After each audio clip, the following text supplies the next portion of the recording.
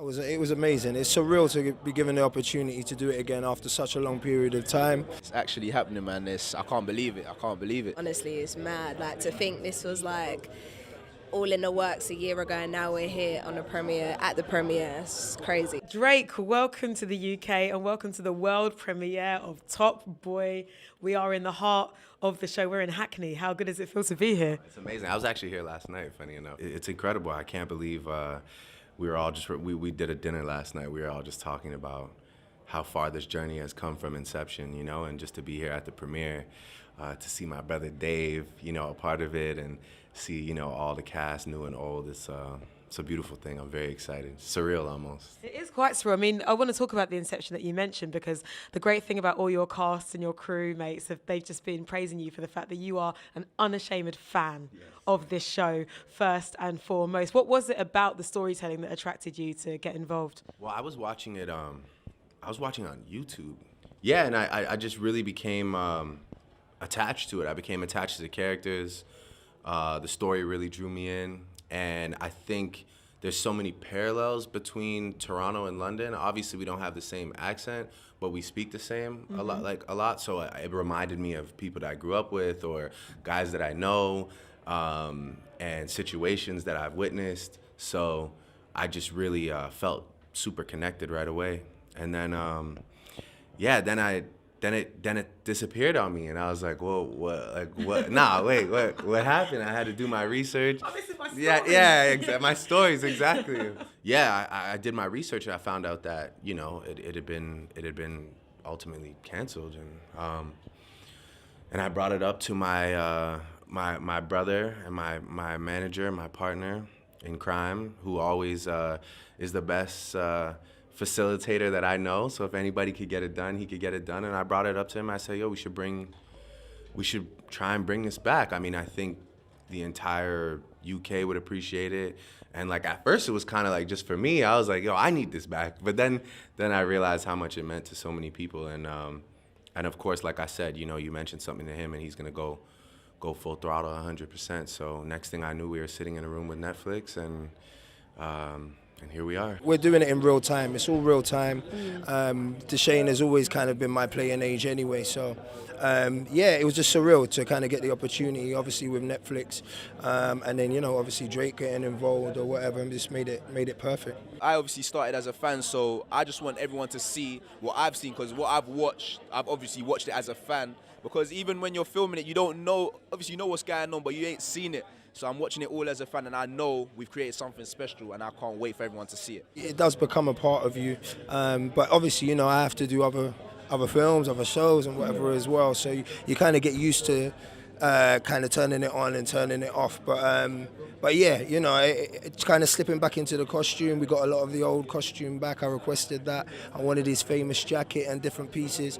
And, you know, the minute I got my hair cut into the Shane trim, I was good to go. Definitely took a while to sink in.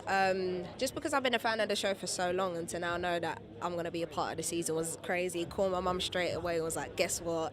Just that I knew, I prayed for you." So, yeah, feels good. I wanted to talk to you just about your connection to the actors who are also recording artists. Like, how excited were you for them to kind of be given that, I guess, that second shot again at, you know, flexing that muscle, you know, Sims, Kano, Dave, Ashley? Well, yeah, like for the OGs, you know, like for Kano, for Ashley, for Scorch, like all those guys, like it's like, you know, to see them be able to continue this is an incredible feeling for me. And for the next wave, you know, like for Sims, Dave, I just think it's something that can assist. I mean, obviously Dave is on the moon already, but you know, but these are the type of things that really get to put on display how talented people are. And I think all these people, you know, aside from music, like, you know, Kano has a new album out, and you know, we all know what they're capable of in that space. But I think that, you know, to be their talent is multi-layered, and so I think this really gives the world a clear picture of how talented these people are, and just how talented people out here are in general. What is your definition of a top boy? The slogan for this this journey that we're going on is this crowded at the top, you know. So to differentiate yourself from the crowd, to be undisputed, that is, you know, like to whatever your space is. Doesn't have to be. It could be, you know, it could be in the middle of Hackney hustling. It could be in music. You could be building houses. You could be doing whatever. But to be undisputed, where your peers respect and fear you at the same time, that to me is a top, boy. We watched it when we was young. I was a big fan. The whole experience for me has been surreal, and that's the word I'll keep saying, because this still, even now, this still doesn't feel real to me. So I'm just blessed to be here, and I'm glad that we've made this happen, man. You know, you can look at culture in the UK right now. You look at music, and we're exporting a lot. You know, we're giving a lot of our product to the rest of the world. So I just felt like this was perfect time, and actually the 6-year gap that came by accident actually made it perfect. And I think,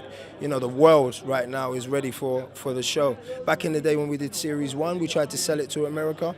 They didn't want it because they couldn't understand what we were talking about, you know. But now things are less like different, and you know, cultures merge and slang has merged, and it's just more palatable for people now. Acting is something I've been doing since I was knee high, so it's nothing that's foreign to me. It doesn't feel alien. It feels like it's always been installed in me. So definitely excited to get stuck in and take on some new roles. Because of his demeanor and everything, I mean, now I carry myself a little bit different because of how Jamie is. You know what I'm saying? I like to be clean and fresh now, and just everywhere I go, I'm aware, and that's how Jamie is. So I guess it does kind of stay with you, but I'm not always looking over my shoulder because that's not my nature, but it is something that has stayed with me and hopefully will continue to stay with me, man. So authentic, and I love that even though, you know, we've come to Netflix now, we're still kept that rawness, it's still kept that edge, and like as well as that as well, was so beautiful on screen, so cinematic, and I think everyone's gonna love it. Like, he's a fan of the show first and foremost. He actually said, we were out last night. And Him being Drake.